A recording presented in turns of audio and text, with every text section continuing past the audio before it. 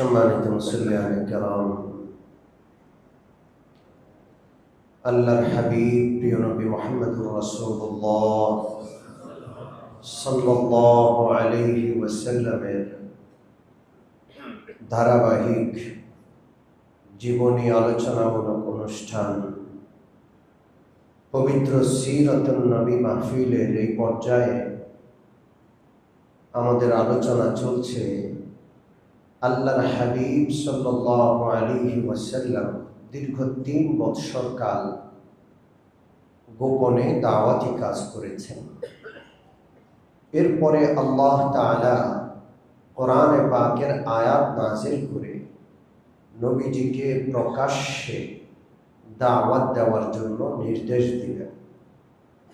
আল্লাহর হাবিব সাল্লাল্লাহু আলাইহি ওয়াসাল্লাম যতদিন গোপনে দাওয়াত দিয়েছেন খুব বেশি বাধার সম্মুখীন হননি, কিন্তু যেই মাত্র প্রিয় নবী সাল্লাল্লাহু আলাইহি ওয়াসাল্লাম প্রকাশ্যে দাওয়াতি কাজ শুরু করলেন, তাওহীদ একত্ববাদের পক্ষে কথা বলা শুরু করলেন, শিরক এবং মূর্তি পূজার অসারতার বিষয় মানুষের সামনে তুলে ধরলেন, সাথে সাথে মক্কার প্রত্যেকটা লোক আল্লাহর হাবিবের শত্রু হয়ে গেল। এরা বিভিন্নভাবে আল্লাহর হাবিব সাল্লাল্লাহু আলাইহি ওয়াসাল্লামের দাওয়াতকে বাধাগ্রস্ত করা শুরু করল। প্রথমে তারা আবু তালেবের কাছে আল্লাহ রাসূল সাল্লাল্লাহু আলাইহি ওয়াসাল্লামকে হস্তান্তর করার জন্য চাপ দিল। আবু তালেব, আপনার ভাতিজাকে আপনি বাধা দিচ্ছেন না, আপনি তাকে আমাদের হাতে দিয়ে দেন, আমরা তাকে দেখে নিব, আমরা তাকে নিয়ে বোঝাপড়া করব, তার বিষয়টা আমাদের হাতে ছেড়ে দেন। কিন্তু আবু তালেব আল্লাহর হাবিব সাল্লাল্লাহু আলাইহি ওয়াসাল্লামকে কোনোভাবেই ছাড়তে রাজি হন নাই। আপনারা সেই বিষয়ে শুনেছেন।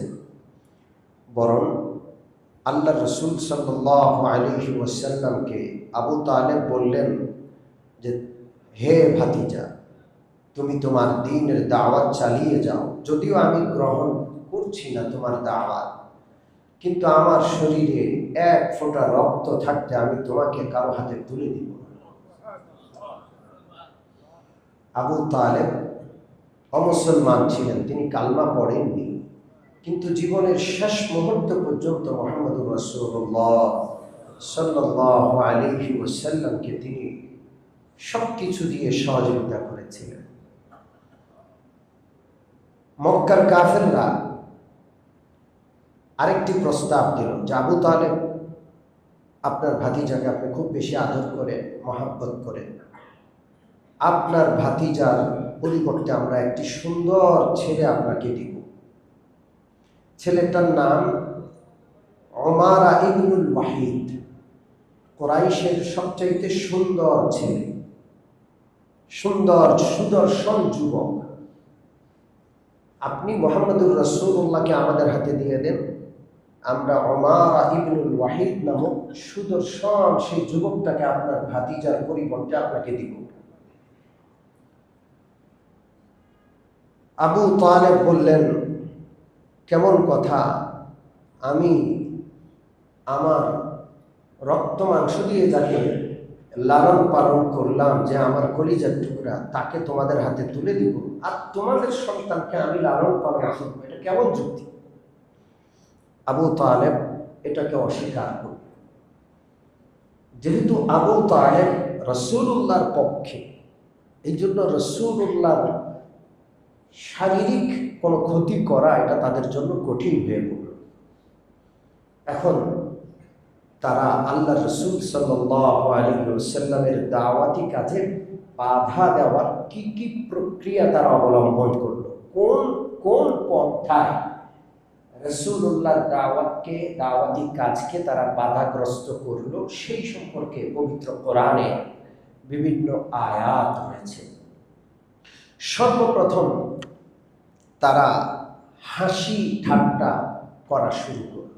আল্লাহ রসুলের দাওয়াত নিয়ে, রসুলুল্লাহকে নিয়ে, রসুলুল্লাহর অনুসারীকে নিয়ে কোরআন নিয়ে তারা হাসি ঠাট্টা শুরু করলো, বিদ্রূপ উপহাস শুরু করলো, মিথ্যা প্রতিপন্ন করা শুরু করলো। যে কোনো বিষয়কে আপনি যদি হাসির পাত্র, ঠাট্টার পাত্র, বিদ্রূপের পাত্র বানান, উপহাস করেন, এটা মানুষের সামনে ছোট হয়ে যায়, এটার গুরুত্ব কমে যায়, মানুষ এটাকে আর কি করে না, গ্রহণ করে না। এটা আমরা দেখতে পাই। এই যুগেও কিছু মানুষ আলেম ওলামাদেরকে হাসি ঠাট্টার পাত্র বানায়, আছে কি না? নয়, এটা নতুন কিছু নয়, এটা অনেক আগের থেকে ছিল। তারা আল্লাহ রসুল রাস্তা দিয়ে যায়, তাদের পাশ দিয়ে যায়, তারা সবাই মিলে হাসতো যে ওই যে দেখো যায়। وقالوا يا أيها الذي نزل عليه الذكر إنك لمجنون। তারা বলতো সূরাত হিজর আয়াত নম্বর 6, তারা বলতো ইয়া আইয়ুহাল্লাযী নুযিলা আলাইহিয যিকর, ও মুহাম্মদ তুমি দাবি করো তোমার প্রতি ওহী নাযিল হয়। আরে এটা কি সম্ভব? কোথায় আসমানের কথা তোমার কাছে আসে? এগুলো সব পাগলের পড়া, তুমি হলো একটা পাগল। ইন্নাকা লামাজনুন, রাসূলুল্লাহকে তারা বলে নিশ্চয়ই নিশ্চয়ই তুমি হলো পাগল। রাসূলুল্লাহকে কি বলা হয়েছে? পাগল বলা হয়েছে কোরআনের আয়াত। এরপরে তারা আল্লাহ রাসূল সাল্লাল্লাহু আলাইহি ওয়াসাল্লামকে জাদুকর বলেছে, ঠাট্টার পাত্র, হাসির পাত্র, ছোট করা যত পদ্ধতি আছে।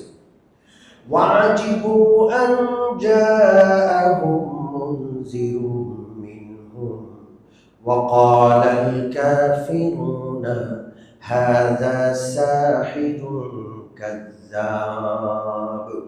আল্লাহ বলছেন তারা খুব আশ্চর্য হলো, তাদের কাছে আল্লাহর পক্ষ থেকে একজন নবী আসলেন যিনি ভীতি প্রদর্শনকারী। তারা এটাকে মেনে নিল না, বরং বলল হাযা সাহিরুন কাযযাব, এ তো জাদুকর, এ তো চরম মিথ্যাবাদী। ও মুসল্লিয়ানে কেরাম, এখনো এটা রয়েছে, আলেম ওলামাদেরকে মিথ্যা প্রতিপন্ন করা, আলেম ওলামাদেরকে পাগল বলা, এই অভ্যাস এখনো কিছু মানুষের আছে না নাই? দেখলে খুব মেজাজ খারাপ হয়, রাসূলুল্লাহকে দেখলে তাদের মেজাজ খারাপ হয়ে যায়, তির্যক দৃষ্টিতে তাকিয়ে থাকে, খেয়ে ফেলবে যেন। আল্লাহ তাআলা সেই বিষয়টা উল্লেখ করেছেন, وَإِنْ يَكَادُ الَّذِينَ كَفَرُوا لَيُزْلِقُونَكَ بِأَبْصَارِهِمْ لَمَّا سَمِعُوا الذِّكْرَ وَيَقُولُونَ إِنَّهُ لَمَجْنُونٌ।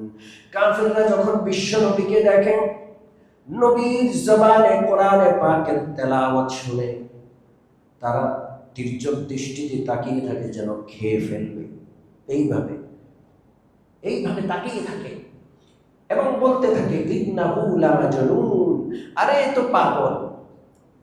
আল্লাহ রাব্বুল আলামিন বলছেন না, তিনি পাগল না, এটা হলো আল্লাহর পক্ষ থেকে আগত বাণী, পবিত্র কোরআন। সুবহানাল্লাহ।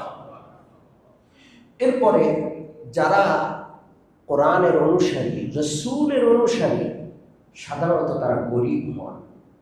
যারা অর্থ সম্পদশালী, ক্ষমতাবান, তারা নবীর পাশে কম ছিলেন।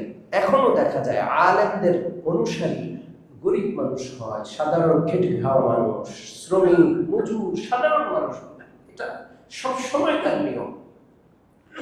আল্লাহর হাবিব সাল্লাল্লাহু আলাইহি ওয়াসাল্লামের অনুসারী ছিলেন বেলাল, যিনি কৃতদাস ছিলেন আম্মার, সুহাইব, রুমি। এই রকমের গরিব মানুষ আল্লাহ রাসূলের চতুর্পাশে থাকতো।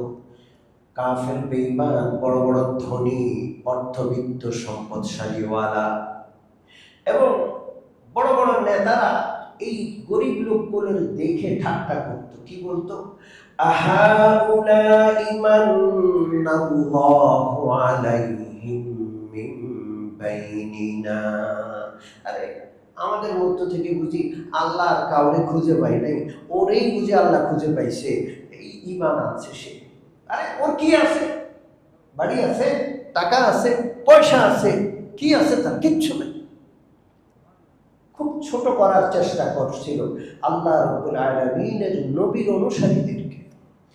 আল্লাহ রাব্বুল আলামিন জবাব দিচ্ছেন, আলাইসাল্লাহু বিআ'লামা বিশ-শাকিরিন।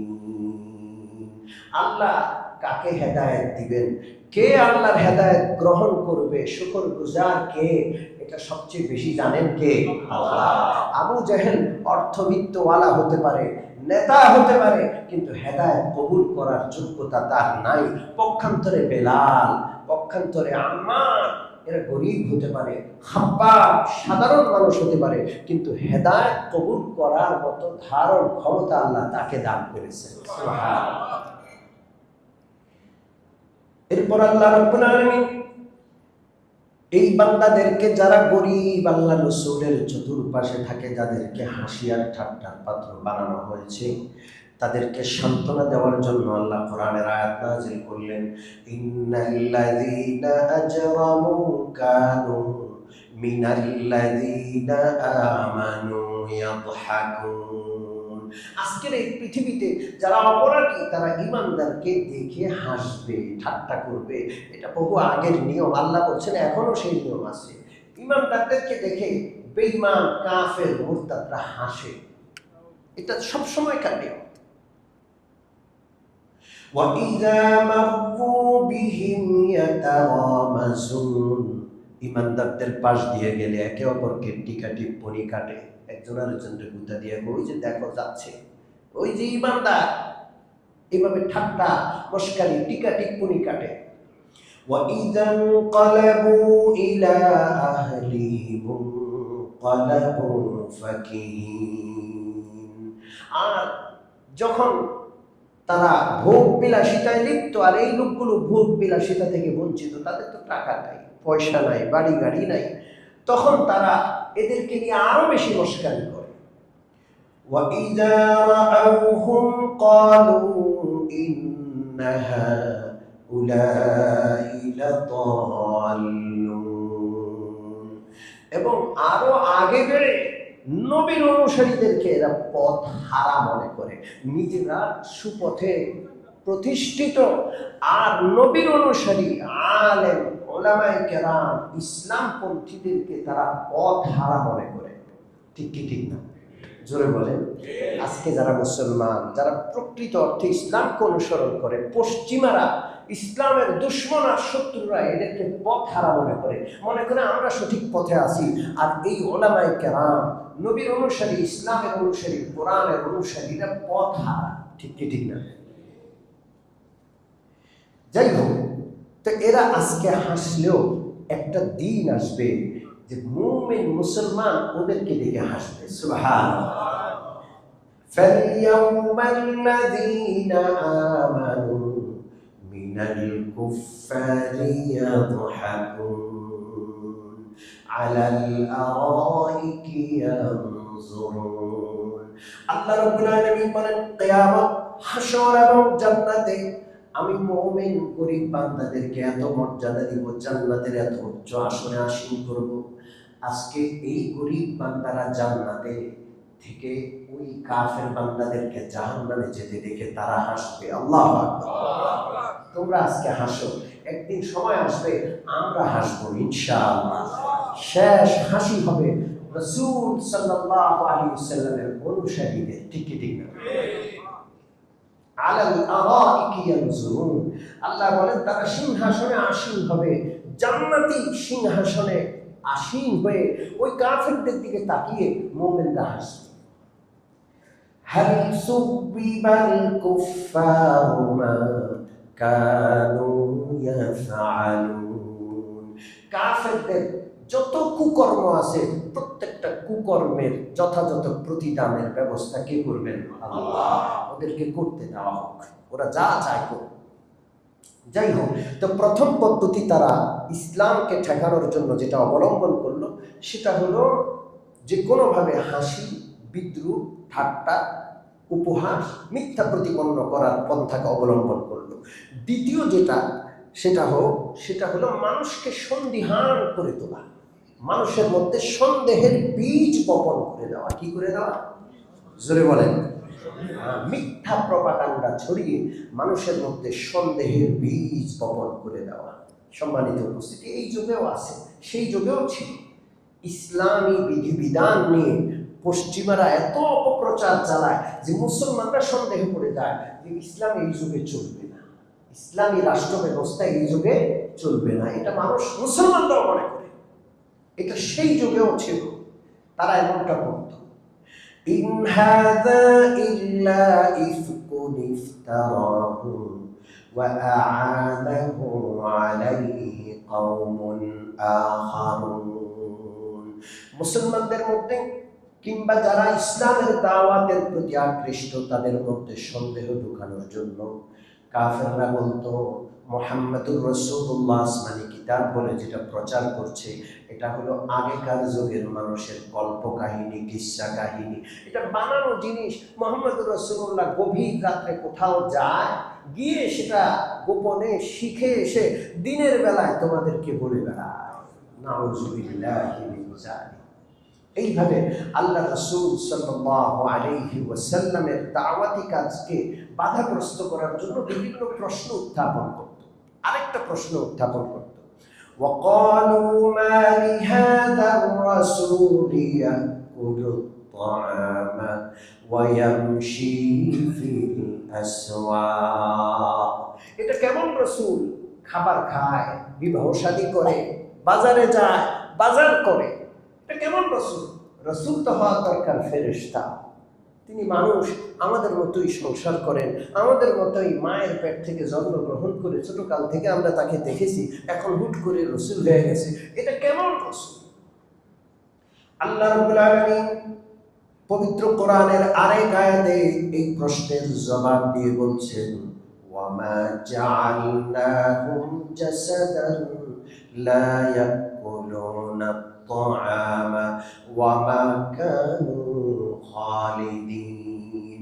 ইতিপূর্বে আমি যত রাসূল পাঠিয়েছি সব রাসূল মানুষ ছিলেন, সব রাসূল মায়ের পেট থেকে জন্মগ্রহণ করে এসেছিলেন, সব রাসূল খাবার খাইতেন, পরিবার সংসার সন্তানাদি তাদেরও ছিল। আল্লাহ রাসূল ব্যতিক্রম কোন নবী নন, তিনিও তাদের মতোই একজন নবী। আল্লাহ প্রত্যেকটা বিষয় তারা যত প্রশ্ন উত্থাপন করেছে আল্লাহ তাআলা এক একটা করে তাদের জবাব দিয়েছেন। সুবহানাল্লাহ। সম্মানিত মুসল্লিয়ানে কেরাম, সর্বশেষ নজর ইবনে হারিস একজন দুষ্ট লোক ছিল, মক্কার কাফের নেতা। সে আল্লাহ রাসূল সাল্লাল্লাহু আলাইহি ওয়াসাল্লামের দাওয়াতকে বাধাগ্রস্ত করার জন্য সে রোম গেল, পারস্য ঘুরে আসলো, সেখান থেকে নায়িকা, গায়িকা, নর্তকীদের কিনে কিনে নিয়ে আসছে, ভাড়া করে নিয়ে আসছে মক্কায়। মুহাম্মদুর রাসূলুল্লাহ যখন কোরআন তেলাওয়াত করেন, মক্কার আবাল বৃদ্ধ বনিতা সবাই তার প্রিয় নবী সাল্লাল্লাহু আলাইহি ওয়াসাল্লামের সুমধুর তেলাওয়াত শোনার জন্য রাতের আরামের ঘুম হারাম করে সবাই উপস্থিত হয়ে যেত। রাত তাদের কেটে যেত কিভাবে তারা চিন্তাও করতে পারত না। আল্লাহ। নজর ইবনে হারিস কোরআনকে বাধাগ্রস্ত করার জন্য রোম, পারস্য থেকে নায়িকা, গায়িকা, বান্দীদেরকে খরিদ করে আনলো। রাতের বেলায় গানের আসর সাজাইত, ঢোল, তবলা, বাদ্যযন্ত্র দিয়া, এবং মানুষকে দাওয়াত দিত, তোমরা মুহাম্মদুর রাসূলুল্লাহ তেলাওয়াত শুনতে যাওয়ার দরকার নাই, আমার এখানে আসো। তিনি যেমন সুর দিয়া তেলাওয়াত করেন, আমি সুর দিয়া গান গাওয়ার জন্য গোলাম বান্দি কিনে এনেছি, গায়িকা নায়িকা কিনে এনেছি, তোমরা তাদের কথা শুনো। আরে মুহাম্মদুর রাসূলুল্লাহর কাছে কেন যাইবা? তার কথাগুলোর মধ্যে বিধি নিষেধ আছে, তার কথাগুলো মানা কঠিন। আর আমার কথা, আমি যে গান শোনাচ্ছি সেটা শুনতে ভালো লাগবে, কোনো বিধি নিষেধ নাই, মন মতো চলবা, যা খুশি তা। ইসলামে বিধি নিষেধ আছে না নাই? হালাল হারাম আছে না নাই? এখনো দুনিয়াতে মুসলমান নামধারী অনেক ধনী মানুষ আছে, অনেক নেতা আছে, ইসলামকে পছন্দ করে না শুধু বিধি নিষেধের জন্য। ইসলামী বিধিবিধান আসলে তারা ব্যভিচার করতে পারবে না, আছে না নাই? মদ খাইতে পারবে না, যা খুশি তা করতে পারবে না। এই জন্য তারা ইসলাম চায় না, একটা পছন্দ করে, ঠিক আছে, কিন্তু বেশি ইসলাম ভালোবাসে না। তারা মনে করে ওইটা বাড়াবাড়ি, এত বেশি দরকার নাই। নজর ইবনে হারিস মক্কার মানুষদেরকে বোঝানোর চেষ্টা করলো মুহাম্মদুর রাসূলুল্লাহ যে কোরআন নিয়ে আসছে সেই কোরআনটা মানা অনেক কঠিন, সেটাতে অনেক বিধি নিষেধ আছে, এটা করা যাবে, এটা করা যাবে না। আমি পারস্য আর রোম দেশ থেকে যে গান শোনানোর জন্য বান্দি নিয়ে এসেছি, সেই গান শুনতে বড় মজা, কোনো বিধি নিষেধ নাই, মন যা চায় তা করতে পারবা। মানুষজন আগে যা কোরআন তেলাওয়াতে যাইতো, কিছু মানুষ সেখান থেকে আলাদা হয়ে এখন গান শুনতে চলে আসে, নাউজুবিল্লাহ। এই জন্য গান শোনা হারাম, বাদ্যযন্ত্র রাখা হারাম, বাদ্যযন্ত্র শিখা ব্যবহার করা হারাম। পবিত্র কোরআনের আয়াত আল্লাহ রাব্বুল আলামিন এই সম্পর্কে নাযিল করেছেন সূরাতুল লুকমান, ওয়া মিনান নাসি মান ইয়াশতারি লাহওয়াল হাদিসি লিয়ুদিল্লা আন সাবিলিল্লাহ। কিছু মানুষ এমন আছে যারা লাহওয়াল হাদিস খরিদ করে। লাহওয়াল হাদিস মানে বাদ্যযন্ত্র, গান বাদ্যযন্ত্র যেগুলো আছে। আমি অনেকের ঘরে যাই, অনেক সময় দেখি তাদের ড্রয়িং রুমে বড় বড় বাদ্যযন্ত্র থাকে, সাজানো থাকে। ঘর আর ড্রয়িং রুমটা সাজাইছে বড় একটা গিটার দিয়ে, আছে না নাই বল? ড্রয়িং রুমে গেছি, গিয়ে দেখি যে সেখানে হারমোনিয়াম রাখা আছে। তার ছেলেটা মসজিদে কোরআন পড়তে আসে, আবার সপ্তাহে 2-3 দিন গান বাদ্য সে শিখে, গানের শিক্ষক আইসা গান শিখায়।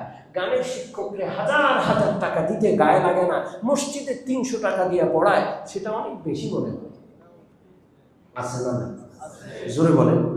আরে নামাজি বান্দা 5 ওয়াক্ত নামাজও পড়ে, তার ঘরেও আমি বাদ্যযন্ত্র দিয়েছি। ছেলে মেয়েকে এমন স্কুলে পড়ায় যে স্কুলে কি শিখায়? গান শিখায়, আছে না নাই? গান শিখলে নাকি মেধা বাড়ে, নাউজুবিল্লাহ। সম্মানিত মুসল্লিয়ানে কেরাম, পবিত্র কোরআনের অকাট্য আয়াত দ্বারা গান, বাদ্যযন্ত্রের ব্যবহার এগুলো হারাম প্রমাণিত। এটাকে কেউ যদি হালাল মনে করে তার ঈমান থাকবে না। কোরআনকে বাধাগ্রস্ত করার জন্য গান বাদ্য নজর ইবনে হারিস মক্কায় আমদানি করলো, নর্তকী গায়িকা নায়িকা আমদানি করলো, আর আল্লাহ আয়াত নাযিল করলেন। বিশ্বনবী রাহমাতুল লিল আলামিনের হাদিস আমার সামনে রয়েছে, মিশকাত শরীফের 318 নম্বর পৃষ্ঠায় রয়েছে। বিশ্বনবী বলেন, ইন্নাল্লাহা বাআসানি রাহমাতাল লিল আলামিন ওয়া হুদাল লিল আলামিন ওয়া আমারানি রাব্বি আযজা ওয়া জাল্লা বিমাহতিল মাআযিফি ওয়াল মাজামিরি ওয়াল আওসানি ওয়াস সুলবি ওয়া আমরিল জাহিলিয়া। বিশ্বনবী বলেন, আল্লাহ রাব্বুল আলামিন আমি মুহাম্মদুর রাসূলুল্লাহকে রাহমাতুল লিল আলামিন হিসেবে পাঠিয়েছেন। গোটা জগৎবাসীর জন্য আমাকে সাক্ষাৎ রহমত বানায় আল্লাহ পাঠাইছেন। সুবহানাল্লাহ। তিনি গোটা জগৎবাসীর জন্য রহমত। রহমত আমরা চাই কি চাই না? নবীজির আদর্শকে গ্রহণ করেন, আপনি এমনিতেই রহমতওয়ালা হয়ে যাবেন। সুবহানাল্লাহ। বিশ্বনবী বলেন, আল্লাহ রাব্বুল আলামিন আমাকে হেদায়েত হিসাবে পাঠিয়েছেন, গোটা বিশ্ববাসীর হেদায়েতকারী আমি, পথ দেখানে ওয়ালা আমি। ওয়া আমারানি রাব্বি আযজা ওয়া জাল্লা, আল্লাহ রাব্বুল আলামিন আমাকে কয়েকটা জিনিসকে মিটিয়ে দেওয়ার নির্দেশ দিয়েছেন, পৃথিবী থেকে উৎখাত করার নির্দেশ দিয়েছেন। কয়েকটা জিনিস কে নির্দেশ দিয়েছেন? আল্লাহ। 1 নম্বর, বিমাহতিল মাআজ, বাদ্যযন্ত্র, ঢোল, তবলা, ওয়াল মাজামির, একতারা, দোতারা, সেতারা, হারমোনিয়াম, যত বাদ্যযন্ত্র আছে বিশ্বনবীকে আল্লাহ পাঠিয়েছেন পৃথিবী থেকে সে বাদ্যযন্ত্র উৎখাত করার জন্য। নবীজি তাকে উৎখাত করতে আসছেন, আপনার ড্রয়িং রুমে সেটা সুসজ্জিত, শোভা পাচ্ছে। তো বিশ্বনবীর আগমনের লক্ষ্য আপনি ব্যর্থ করার চেষ্টা করছেন, আপনার ড্রয়িং রুম এটার প্রমাণ। ঠিক কি ঠিক না? আপনি আপনার সন্তানকে সেটা শিখাচ্ছেন। আমি বড় আশ্চর্য হই, মসজিদের পাশেও এমন স্কুল আছে, সকালবেলায় প্রত্যেক দিন গান শুরু হয়, সকাল শুরু হয় গান দিয়ে। জানি না এদের খুঁটার জোর কোথায়। আমাদের মসজিদ কমিটি থেকে একাধিকবার তাদেরকে চিঠি দেওয়া হয়েছে যে মসজিদের পাশে আপনাদের এই প্রতিষ্ঠানটা যায় না। কল্যাণ সমিতি থেকে জানানো হয়েছে তারা এখানে খুঁটা গেড়ে বসে আছে, যাবে না তারা এখানে। আমি আজকে ইশারায় ইঙ্গিতে বলছি, নাম বলছি না। আমাদের মসজিদের মুসল্লিদেরও এই ব্যাপারে সচেতন হওয়া দরকার। মসজিদের পাশে, মসজিদের সাথে যায় না, মসজিদের পবিত্রতা নষ্ট হয়, ক্ষুণ্ণ হয়, এমন প্রতিষ্ঠান থাকবে, এটা হতে পারে না।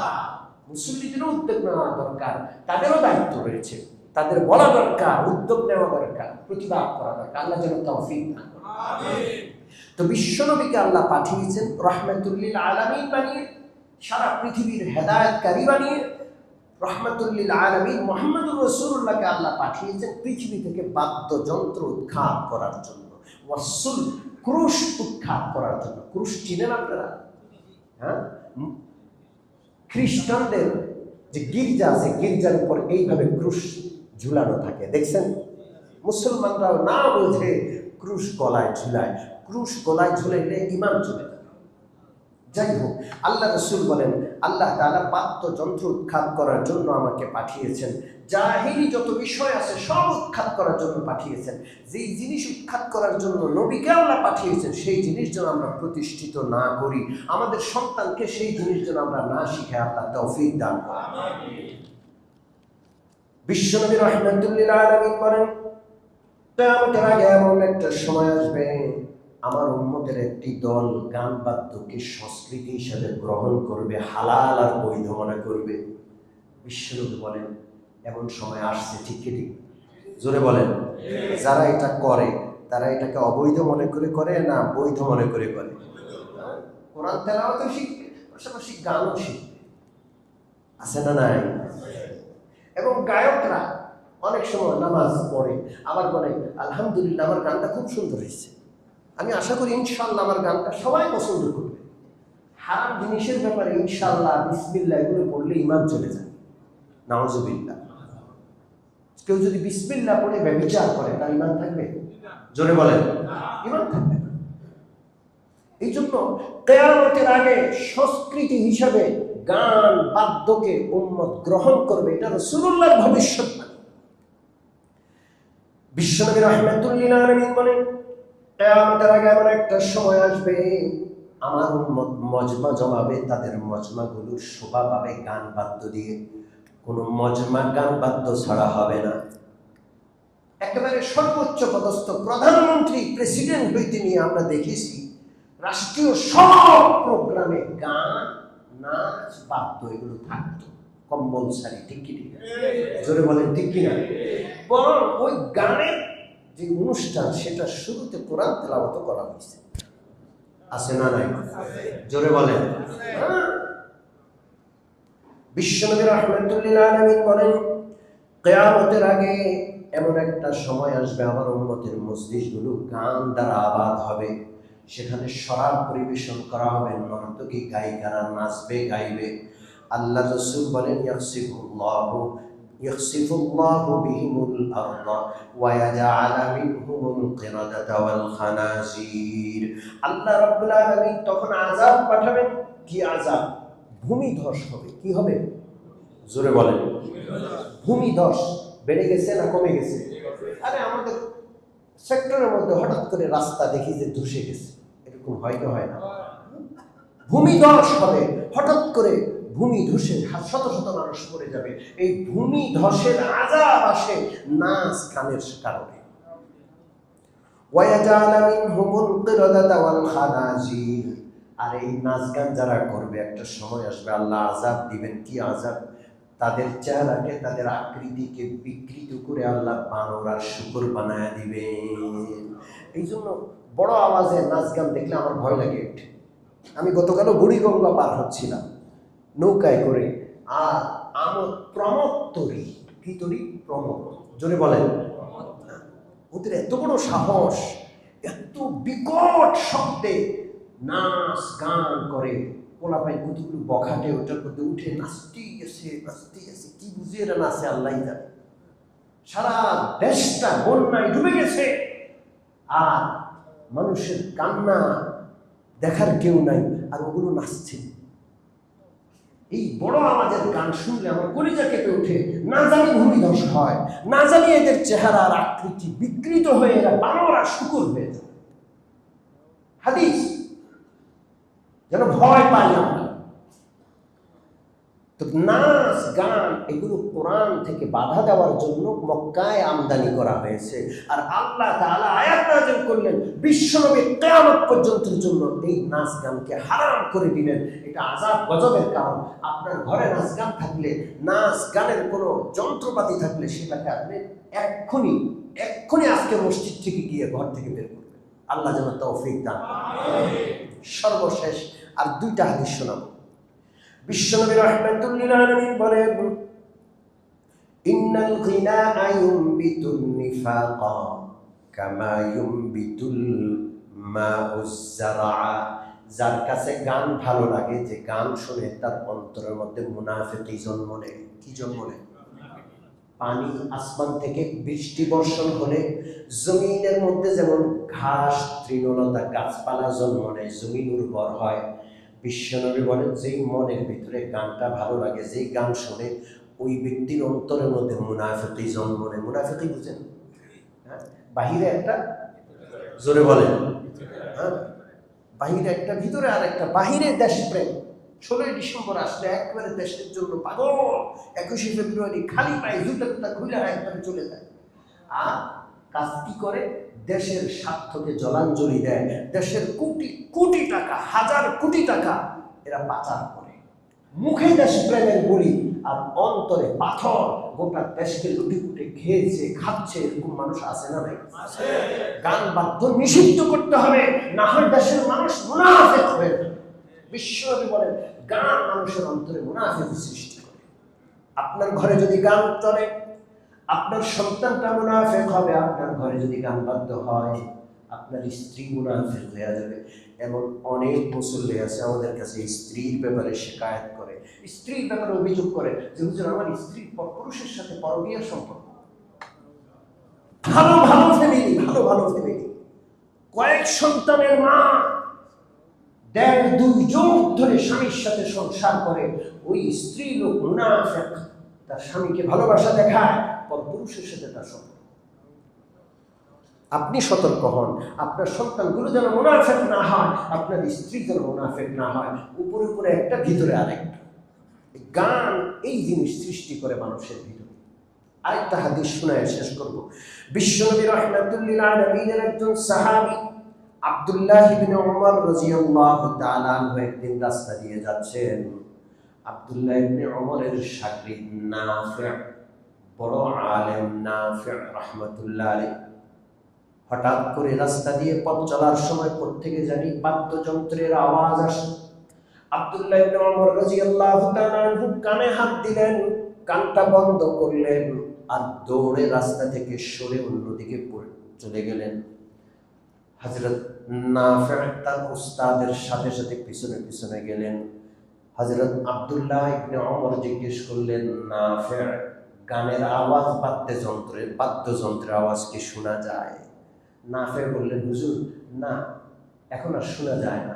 তো তিনি কান থেকে আঙ্গুল সরাইলেন আর বললেন, শুনো, একদিন আমি প্রিয় নবীর সাথে এইভাবে কোথাও যাচ্ছিলাম কোনো পথ দিয়ে, তখন গানের আওয়াজ, বাদ্যযন্ত্রের আওয়াজ আসলো।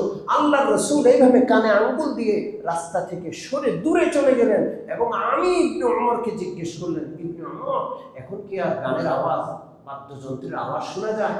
হযরত আব্দুল্লাহ বললেন যে, না ইয়া রাসূলুল্লাহ, শোনা যায় না। তখন তিনি কান থেকে আঙ্গুল নামালেন। সম্মানিত উপস্থিতি, এই গান ছাপতে হবে। এই সেক্টরের ভিতরেও অনেক প্রোগ্রাম আছে, যে প্রোগ্রামগুলোতে নাচ গান হয়। আছে না নাই? বলেন, আছে না নাই? আল্লাহ রাসূল যেটাকে মিটাইতে বলেছেন, আমাদের সেটাকে মিটানো লাগবে। আমরা প্রতিবাদ করবো ইনশাআল্লাহ। রাজি আছি? আমাদের ঘরে গান বাদ্যের কোনো জায়গা নাই। আমরা উৎখাত করবো, আমাদের ঘর থেকে সমস্ত বাদ্যযন্ত্র ছুঁড়ে ফেলে দিব ইনশাআল্লাহ। গান বাদ্য এটা আনা হয়েছে, আমদানি করা হয়েছে কোরআন থেকে বাধা দেওয়ার জন্য। এই জন্য যার অন্তরে গান ভালো লাগে তার অন্তরে কোরআন তেলাওয়াত ভালো লাগতে পারে না। যাই হোক, আল্লাহ যেন এই সমস্ত বিষয়গুলো থেকে আমাদের দূরে থাকার তৌফিক দান করেন। আমিন। ওয়া আখিরু দাওয়ানা আলহামদুলিল্লাহি রাব্বিল